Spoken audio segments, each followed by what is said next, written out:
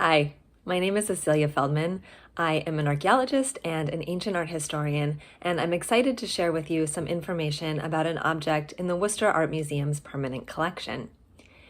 In general, when we encounter ancient objects in a museum, sometimes it's difficult to imagine them as they were used in their original contexts. While we see them as art, on pedestals and behind glass, Greek vessels such as this Hydria often had everyday practical uses and were part of the fabric of everyday life in antiquity. While some of the names that we have assigned to Greek vases are modern guesses, we know from ancient texts that the Greeks themselves called this type of vessel a hydria, which described its use as a water jug. Its form follows its function, as its wide belly, flat shoulder, narrow neck, and broad lip are designed to prevent water from spilling as it was carried. The two horizontal handles were intended to stabilize the vase when being transported, and the vertical handle was to assist in both filling and pouring. Other objects from antiquity show this type of vessel in action, as it were. In black figure here, we see 4 women holding hydrias on their heads. The second woman from the right is using her right hand to hold the horizontal handle, while the other women seem to be adeptly balancing their vessels without using their hands at all. This terracotta votary also shows a woman carrying a water jug on her head, stabilizing it with her right hand.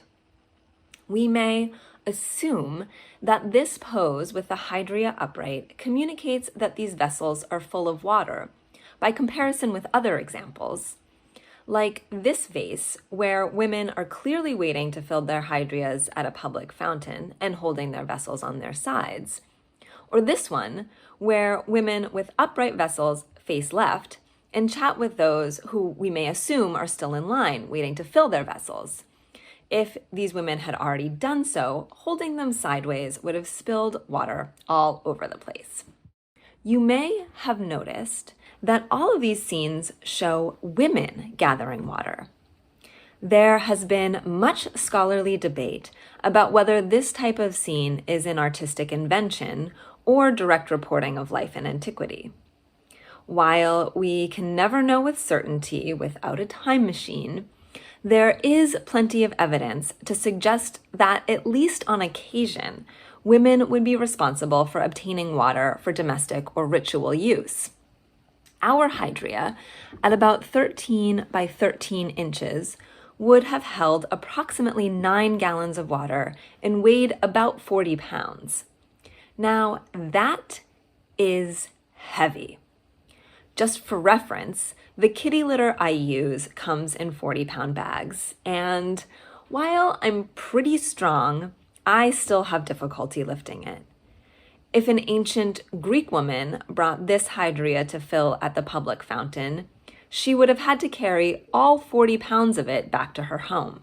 Most Greek homes had their own well or cistern, but starting in the 6th century BCE, many cities got their first public fountain with running water, which is why we see scenes at public fountains starting to appear on vases around this time. Practically, most cities only had one fountain, which means that people had to make a bit of a trek to get there. I cannot imagine walking any distance with the weight of a bag of kitty litter balanced on my head.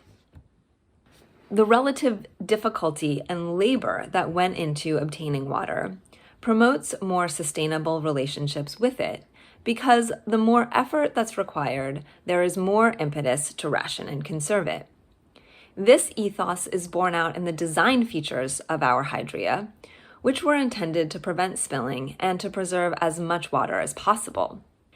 If we think about this hydria in action then, we're able not only to understand its design and use life better, but also how it connects to broader issues about water use and sustainability.